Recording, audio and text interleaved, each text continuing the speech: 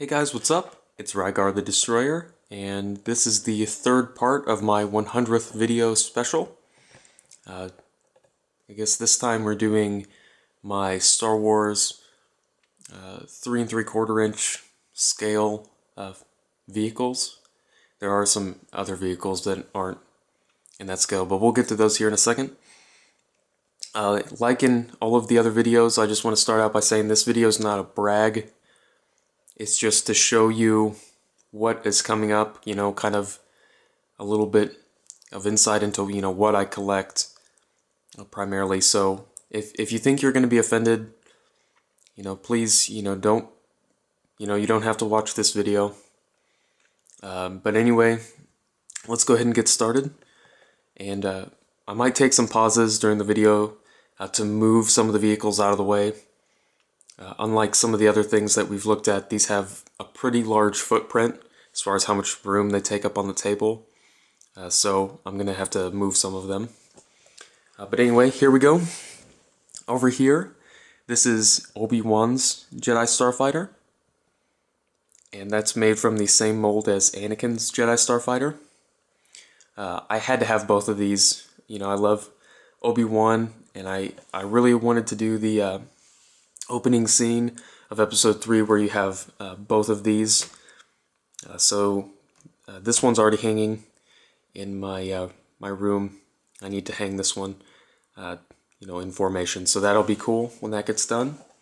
The second one here is the Darth Maul, I think it's called the Sith Infiltrator, and this vehicle is horribly underscaled. I mean, I think in the movie it's an enormous ship. I think it would be larger than this entire table. So, you know, having it rest on the table, you know, it's way under scale. I mean, don't get me wrong, I understand why they made it under scale. You know, obviously you don't want a toy vehicle that's like 5 feet long in your house. That would be, I mean, that's just too big. You know, no one could put that anywhere. Again, moving on. Down here, these are something that's a little bit different. You can't really review them. I mean, I guess I could, but it would be kind of difficult. They're Revell's Snap-Tight model kits. They're pre-painted. You just put them together. It's pretty easy. And the reason I would find it hard to review these is they're really, it's up to the person who makes it to decide, you know, if it's fun or not, or, you know, like how well it goes together. You know what I mean? You know, I didn't have any troubles putting these together at all, but somebody else might, and if I reviewed them, I might be lying by saying that they're easy to put together. But anyways, this is the Tri-Droid. Really cool. The center part, the gyroscope actually spins, which is neat. There's an ARC 170 fighter. Pretty cool. And here is Red 5. It's got a little R2-D2 here. Kind of neat. I'm going to go ahead and move these out of the way. There's not a whole lot to look at with these. They're pretty small. Over here, this is the Vulture Droid. I don't think I've reviewed this yet. It's a pretty cool vehicle.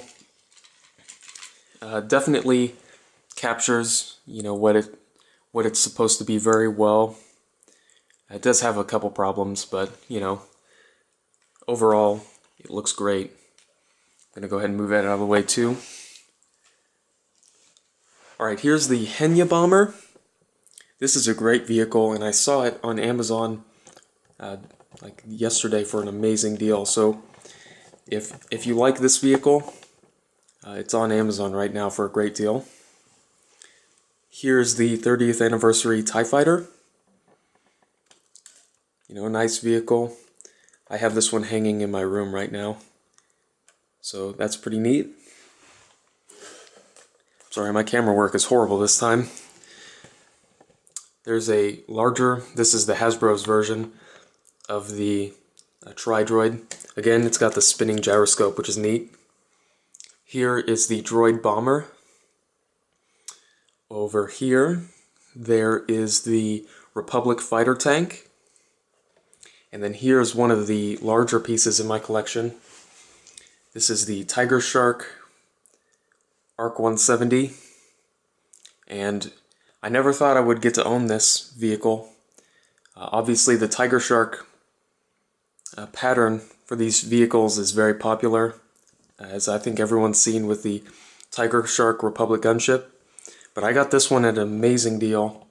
Really a once-in-a-lifetime deal. I don't think it's been that cheap, you know, since it was at retail, so that's pretty exciting. Here is something kind of interesting, and it's kind of one of the hidden gems of the Star Wars collector's market. Let me zoom in here. It is an ATRT. Let me move this out of the way.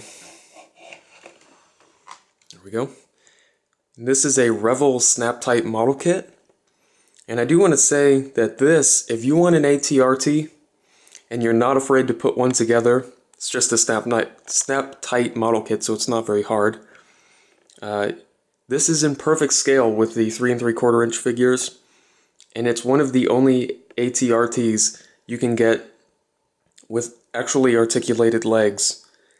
So if you want an ATRT, it's fairly cheap from what I remember.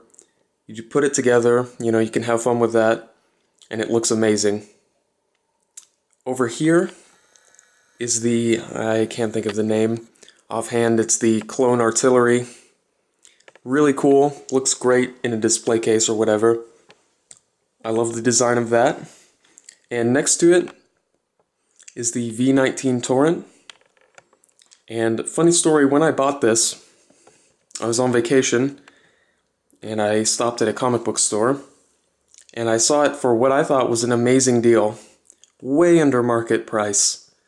And, you know, it had been opened or whatever, so, you know, that's fine, I guess. And I thought it was complete, and it came with that clone trooper that's in there right now. And I thought I got an amazing deal. Turns out that these back engine parts, let me zoom in on them. If you can see these right here, those were gone on both sides. And I had to go on eBay and order those, which brought it up to almost exactly market value. So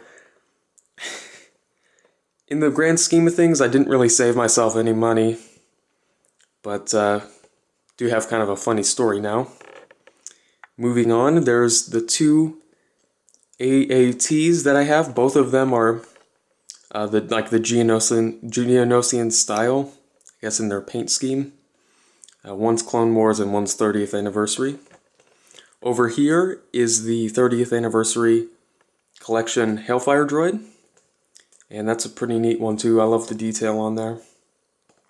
So if you made it to the end of this video, I'm sorry about the poor camera quality. But I hope you enjoyed looking at these vehicles.